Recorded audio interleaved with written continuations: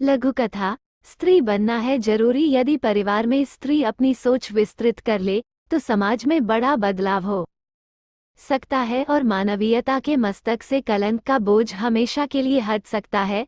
जब रमा का विवाह एक प्रतिष्ठित और संपन्न परिवार में तय हुआ तब मन में अजीब सी कश्मकश थी कि मेरी उम्र तो छोटी है, इतना बड़ा संयुक्त परिवार है, मैं कैसे सामंजस्य बैठा पाऊंगी।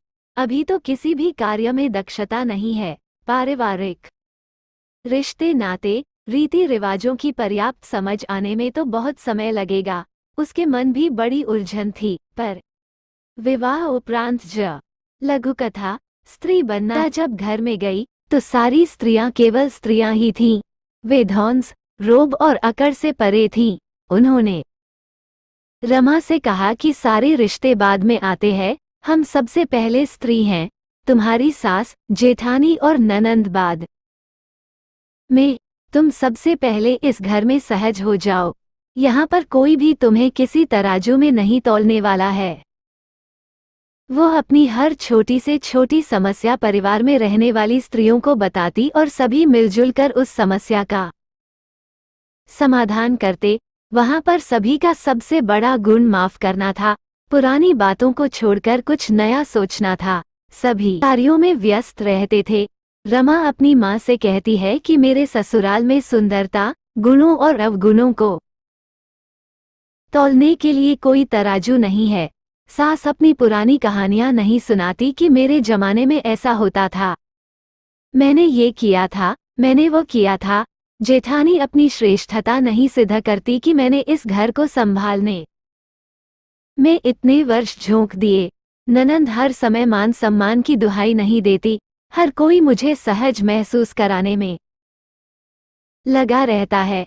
माँ, यदि हर परिवार में ऐसी ही परंपरा स्थापित हो जाए तो हर लड़की अपने परिवार को आसानी से अपना लेगी। माँ, वहाँ की एक और विशेषता है कि वहाँ पर दोषों पर चर्चा करना स्वीकार नहीं है। दोषों पर ध्यान केंद्रित करने से उन्नति रुक सकती है, पर समाधान और चिंतन करने से हमारी दृष्टि विकसित होती है। वहाँ पर अपनी गलती को स्वीकार करके हल्का महसूस करने पर भी बल दिया जाता है।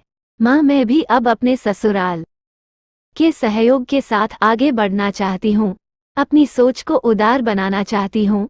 माँ रमा के वाक्य सुनकर मन ही मन उस परिवार के प्रति धन्यवाद और मन से दुआएं दे रही थी, जिस परिवार ने उसकी बेटी की जिंदगी आसान कर दी। कभी कभी दुआएं भी बरकत पैदा करने में सहयोगी होती हैं। शायद रमा के ससुराल की भी यही खासियत थी।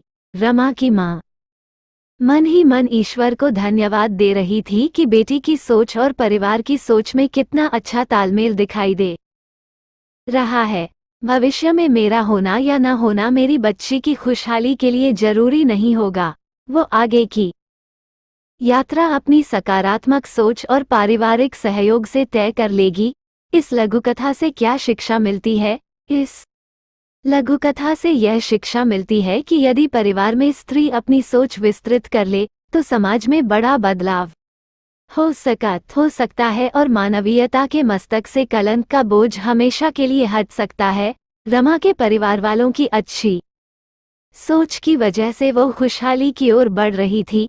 सारे रिश्तों से सर्वोपरि स्त्री बनने का रिश्ता है। हमेशा पुराने संघर्ष या कठिनाइयों को जताकर भावी पीढ़ी को अपनी श्रेष्ठता बताने का प्रयास न करे, बल्कि उन्हें सहज बनाकर अपने परिवार में शामिल करें।